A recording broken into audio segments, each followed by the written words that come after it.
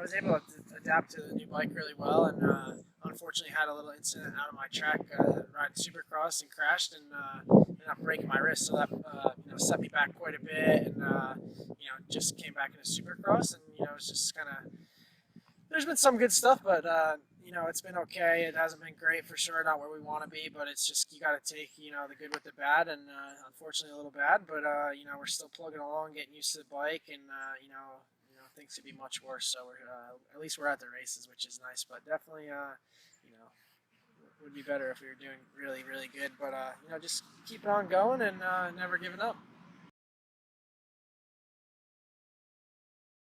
For sure, I've had to do it before. Unfortunately, I've had some injuries the past couple of years, and starting late and going into Supercross is never easy when everyone's taking off wins and just has a lot of time under their belt. So yeah, it is super challenging to stay super positive when you're not running up front.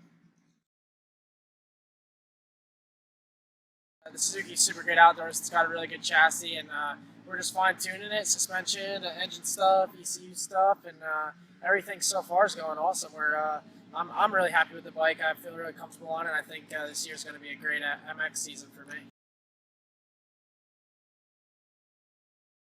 Yeah, Florida's great. Actually, I was doing my own thing down there forever. I was up here in North Carolina. I still actually have a house up here, but I go back and forth a bit, mostly Florida now. And I started working with a couple of guys at MTF again, kind of like I used to do back in the day. So, I go there once or twice a week, and they come out to my track and the pros and ride with me. So it's been good riding with, Jordan Smith and, just, all the guys that are there. There's a lot of, kids that are super motivated in Supercross, and, all the pros there, they're super motivated. So it's good to ride with them, and, it keeps me on my toes. And, if I can, help them and they help me riding, it's awesome. And, little Brian's been super good. He knows me well. He grew up with me as an amateur, helping me out and stuff. So it's been good to work with him, kind of get back to the roots a little. And, we're definitely shooting for a good outdoors season.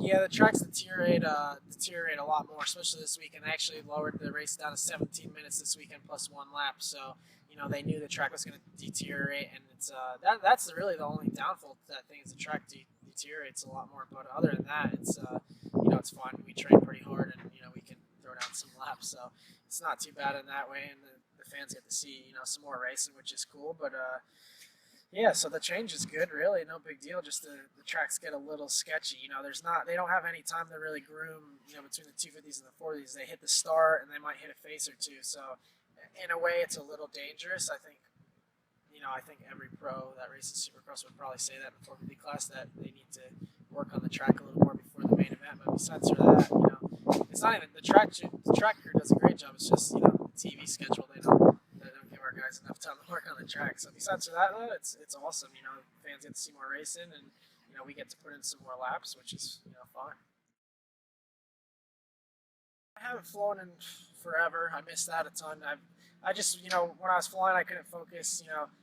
My brain struggles to focus on just riding or just flying. So I decided to keep on my riding instead of flying for now. I'll finish that eventually, but actually, every once in a while I try to go bass fishing here or there when I have some time after riding. But besides for that, it's training, riding bicycles, running, and most of all riding my dirt bike. That's the most important thing right now for me. So.